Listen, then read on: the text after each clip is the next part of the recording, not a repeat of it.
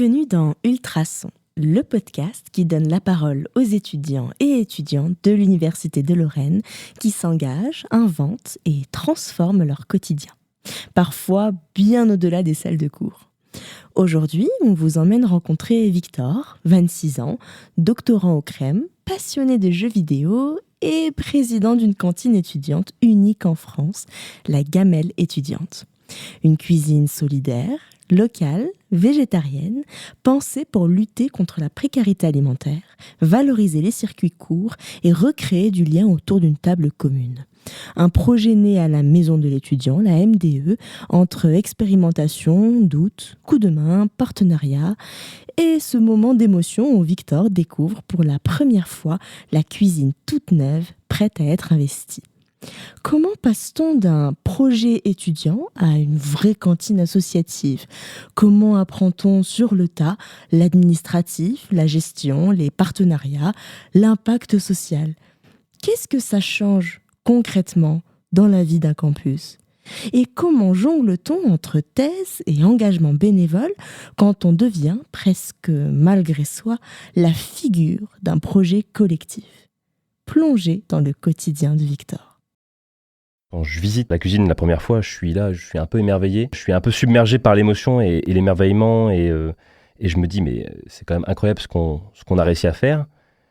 Et d'un coup, il y a un sentiment un peu de responsabilité qui tombe sur mes épaules et où je me dis, on a cet équipement-là, on a ce lieu-là maintenant qui est à notre disposition. Tout est OK, tout est nickel, tout est propre, tout est neuf. Il va falloir qu'on fasse quelque chose avec. Et en fait, je pensais que c'était un peu la fin de quelque chose. En fait, c'était le début déjà d'autre chose.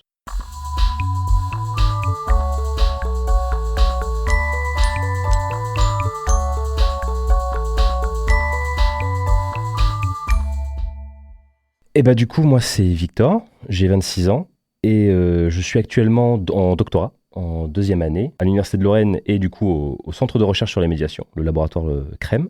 Et je travaille du coup sur les liens entre travail et jeux vidéo. Et à côté de ça, mon passe-temps, un grand passe-temps, c'est que je suis président de l'association La Gamelle étudiante depuis maintenant quasi 2 ans.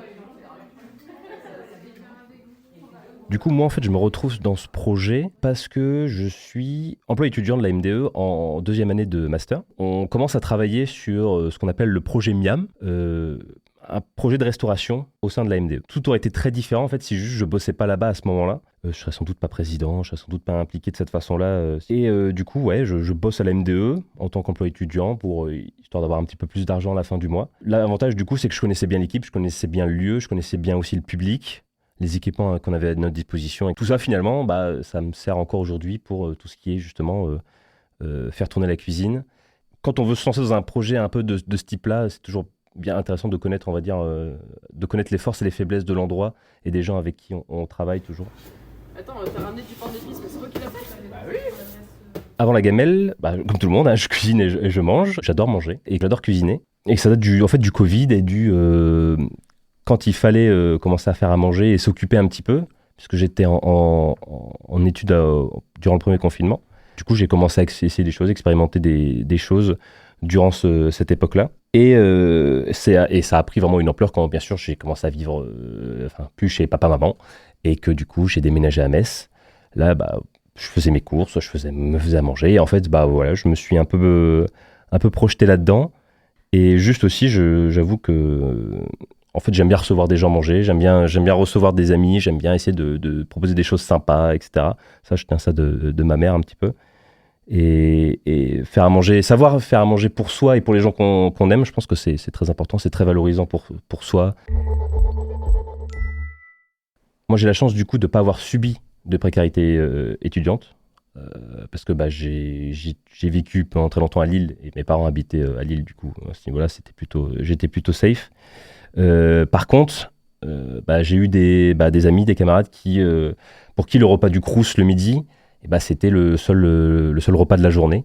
On n'avait pas le temps de manger au vrai Crous, c'était trop petit, il y avait trop de gens. Et du coup, en fait, on allait au stand du Crous qui proposait des panini. Pendant 3 ans, j'ai bouffé du panini bien gras au fromage, là, triple fromage, je m'en souviens très très bien. Et en fait, quand on y réfléchit, on se dit, c'est une dinguerie, on mérite mieux que ça. Enfin, je suis désolé, on mérite mieux que manger des panini pendant 3 jours, parce qu'on n'a pas les moyens d'aller dans des restos un petit peu plus loin tous les jours aussi, ou parce que juste les cantines qui sont sur les universités sont pas plus en capacité d'accueillir tous les étudiants. Et donc en fait, ça combiné au fait de rencontrer des gens qui arrivaient à l'université le ventre vide, forcément, elle éveille une conscience politique qui est typique quand tu arrives à l'université, ce genre de choses. Les germes peut-être de ce qui deviendra plus tard la gamelle étudiante ont poussé là, quoi.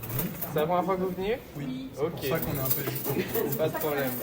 C'est un projet qui était déjà dans la tête d'Olivier Lallemand, chargé de projet à la maison d'étudiants Lorena, quand moi j'étais en stage. Il m'avait demandé de réfléchir, de faire la com sur ce qui était à l'époque du coup le projet Miam, et de réfléchir à, par exemple, comment modéliser un nouvel espace de restauration à la maison d'étudiants. La jeunesse du projet, c'était l'association, on va dire, de 2 idées. C'était un point de restauration, on parlait pas encore de cantine, etc. C'était de pouvoir proposer des choses à manger. Et l'idée d'asso étudiante. C'est vraiment ces 2 trucs-là qui ont fait tout le parcours du projet. Et c'est en travaillant, en faisant des World Café, etc., des réunions avec différents partenaires, qu'on a précisé un petit peu plus et que la gamelle étudiante est devenue ce projet de cantine locale, solidaire, en circuit court, qui fait la valorisation du coup de la cuisine végétarienne et qui lutte contre, on va dire, la précarité alimentaire. Ça fait 3 ans. Et du coup, moi, pendant ces premiers mois-là, je travailler sur la DA du projet Miam, utiliser des vieilles assiettes de grand-mère, etc., essayer de créer un petit truc un peu sympa, pour pouvoir en fait présenter un dossier Mutacamp, pour pouvoir refaire justement la cuisine. Et finalement, ça a marché, puisqu'en fait, la MDE en tout cas, a eu ce projet Mutacamp. Et en fait, il faut bien se rendre compte à quel point le projet, il est neuf, il correspond à rien. En fait, on n'avait pas d'exemple. C'est un truc qui n'existe pas ailleurs, en France. On a des choses qui ressemblent en Belgique, etc., mais c'est pas encore le même projet que nous. Et c'était dur de se projeter dans ce qu'allait pouvoir faire, ce qu'allait être finalement le projet de la gamelle étudiante. Quand on est passé par toutes les étapes de réflexion, et au fur et à mesure, ça se précisait, mais on semblait pas en fait en voir le bout, parce que c'est toujours des choses qui sont jusqu'au dernier moment, qui sont toujours très abstraites.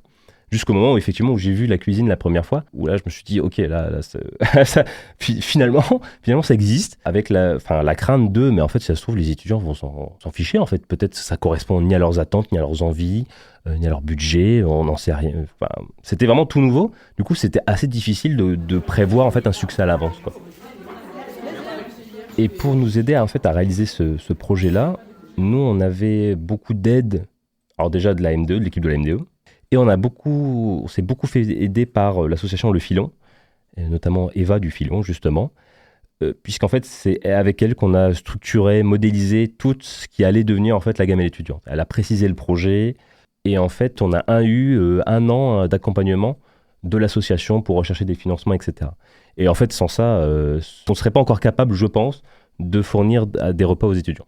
Clémentine, du coup la chef cuisinière de l'association, la seule salariée de l'association, a beaucoup aidé, beaucoup mis du sien aussi pour tout ce qui était les formalités administratives, parce qu'en fait, ni elle ni moi, on sait ne serait-ce que rédiger une fiche de poste, une fiche de salaire, un contrat, en fait, on sait pas faire. On sait pas faire et il fallait qu'on le fasse.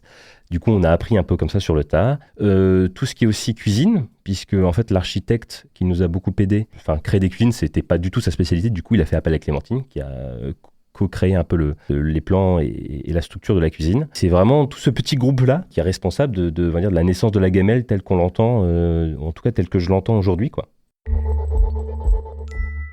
On a envisagé le lancement de l'association en plusieurs étapes. Notre but, c'était déjà un petit peu de vérifier ce qu'on pouvait faire. On avait fait des questionnaires auprès des étudiants pour un petit peu modéliser le prix, qu'est-ce qu'ils attendaient. Et c'est d'ailleurs comme ça qu'on a un peu conçu aussi l'idée de cuisine 100% végétarienne. Ça vient de ce questionnaire-là et d'un manque d'offres auprès des étudiants sur le campus. Soupe citrouille, pommes de terre, oignons, curcuma, gingembre, poivre, paprika fumée, bouillon de légumes. Les 6 premiers mois, on a fait simplement un petit point de restauration, on proposait surtout des boissons et des pâtisseries. C'est là où le fameux cookie de la gamelle est né d'ailleurs. Clémentine travaillait soit à la cuisine de l'INSPE et pouvait cuisiner aussi à l'MDE ou chez elle. Et on vendait sur place. Et cette première partie-là a été coupée avec l'arrivée des travaux pour l'aménagement de la cuisine au sein de la maison de l'étudiant. L'idée, c'était de pouvoir valoriser des produits locaux et un petit peu aussi d'instruire les étudiants, le personnel de l'université sur la cuisine végétarienne et effectivement les circuits courts, etc. On a fonctionné avec un repas unique, entrée plat dessert, à 5 €, on va dire, depuis janvier. Ça, c'est vraiment un peu notre bataille du quotidien. Parce que la précarité étudiante, on a vite remarqué que, comme on était à 5 €, on a des étudiants qui viennent nous voir encore d'ailleurs et nous disent que c'est quand même un peu cher. Et ce qui est totalement vrai, puisqu'en fait, quand on a modélisé le prix, c'était avant les premières vagues inflationnistes. Les 5 € d'il y a 2-3 ans ne sont plus les 5 € d'aujourd'hui. Du coup, on va modifier ça. Et le but, du coup, c'est de pouvoir servir 50 couverts par jour, 4 jours par semaine, de midi à 14 h. Le choix de la cuisine végétarienne, elle est là pour plusieurs raisons. C'était une demande des étudiants végétariens ou des personnes religieuses, halal, etc.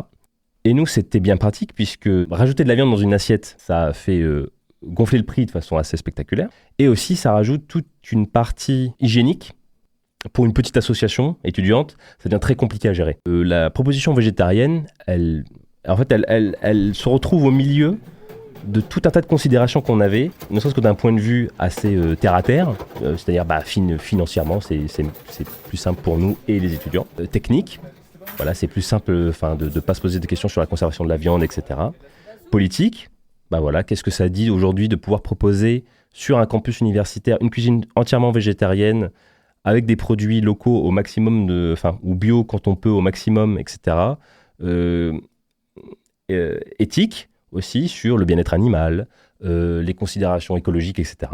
La cuisine végétarienne est à l'image de l'asso, en fait. C'est elle qui soude tous les petits éléments, toutes les petites parties de l'association et ce qu'on essaye de construire, en fait, avec du coup moi, Clémentine et tous les bénévoles, en fait, qui nous accompagnent, l'équipe de la MDE, les partenaires financiers, etc. C'est ça qu'on essaye de construire et auréolé, on va dire, de la lutte contre la précarité alimentaire. On travaille avec des partenaires locaux, on travaille avec l'Agraocop, on travaille avec des fermes comme Bêche-et-Méchant, ferme de Domangeville, du Bel Air, etc. pour se fournir là-bas. On travaille aussi avec l'Agorae au quotidien pour récupérer des invendus et qu'ensuite Clémentine adapte et place dans les plats pour éviter au maximum le gâchis alimentaire, en fait. Ce qui était un truc qu'on n'avait, nous, pas du tout prévu à la base quand on a réfléchi sur les statuts de l'association, mais qui, en fait, s'intègre, en fait, on le voit bien, totalement dans notre démarche. C'est ça un petit peu la gamelle au quotidien, et c'est ça qu'on essaye de faire, du coup, jour après jour. Ensuite, mes tâches en tant que président, effectivement, c'est faire de l'administratif, de réfléchir sur les DA, de discuter avec des partenaires qui ne touchent pas justement à l'alimentaire, parce que ça, c'est Clémentine qui est formée, qui sait s'occuper de tout ce qui est approvisionnement, etc. Moi, je ne m'occupe pas de ça. Mais pour tout ce qui est partenaire pour des fêtes ou l'illustration, etc., ça, c'est plus ma partie. Et voilà, et j'espère m'en sortir avec les honneurs, on va dire. L'inauguration de la gamelle, ça a été un moment assez fort. Je me suis dit, en fait, c'est ça qui porte aussi un peu le projet, c'est de pouvoir réunir plein de personnes ensemble autour d'une idée commune qui est la précarité alimentaire, le circuit court, et de pouvoir en faire quelque chose qui plaise à tous, qui soit sain, qui soit bon, beau, etc. Qui soit pas en fait simplement des panini bien gras, on va dire. Et ce qui me fait aussi très très plaisir au quotidien, c'est quand je vois des personnes revenir. Des personnes qui commencent à avoir des petites habitudes et que des gens reviennent, fassent leurs petites habitudes et tout, de venir à la gamelle. Et ça prouve en fait que on n'est pas à côté de la plaque et que ce qu'on propose, ça fonctionne, c'est bon et que les gens en redemandent, quoi. Qu'est-ce qu'on peut rêver de mieux en fait pour une asso qui touche à l'alimentaire et à l'alimentation que de voir des gens revenir manger, en fait. Il y a rien de plus gratifiant. Et du coup, en plus de tout ça, on fait des ateliers à la MDE, en collaboration avec la MDE pour les étudiants. Voilà, c'est gratuit et ils apprennent à utiliser des produits locaux, etc., de saison. Et on propose du coup aussi des deuxièmes ateliers avec du coup là le public de l'Agorae, en échange entre guillemets des invendus qu'ils nous donnent. Pour là c'est réservé au public de l'Agorae et pareil, c'est la même mission, c'est-à-dire sensibiliser, faire connaître et repartir après avec une gamelle remplie pour le repas du soir ou du lendemain. Et c'est quelque chose qui fonctionne très très bien, on est très content de faire et qui se refera déjà dès l'année prochaine. Mes rêves pour la gamelle, qu'elle continue, qu'elle perdure, qu'elle essaye plein de choses, avec moi en tant que président ou pas d'ailleurs. J'aurais très envie de voir la gamelle évoluer et voir ce qu'elle peut faire, peut-être, plus seulement au sein de la MDE ou du contexte universitaire ou du SOLCI, ailleurs, etc. Enfin, on peut envisager plein de choses, essayer de... Ouais, peut-être, pourquoi pas un festival de nourriture aussi, un truc un peu sympa, un peu festif. Enfin voilà, essayer de valoriser, on va dire, les producteurs aussi, enfin les agriculteurs, etc. On travaille déjà avec eux, donc essayer de concevoir quelque chose, ça je pense que ce serait justifié et plutôt intéressant. Et sinon, j'avoue, il y a un petit truc, c'est que du coup, je suis en thèse, comme j'ai pu le dire avant.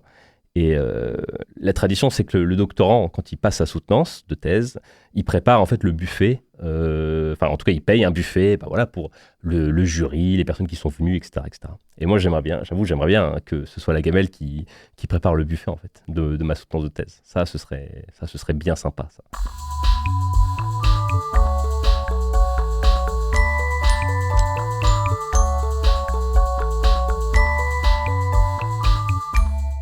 C'était Victor sur les ondes d'Ultrason. Merci pour ce témoignage sincère, lucide et engagé, et pour ce regard plein d'humanité sur la précarité étudiante, la cuisine solidaire et tout ce que peut créer un projet collectif quand il rassemble les bonnes personnes au bon moment.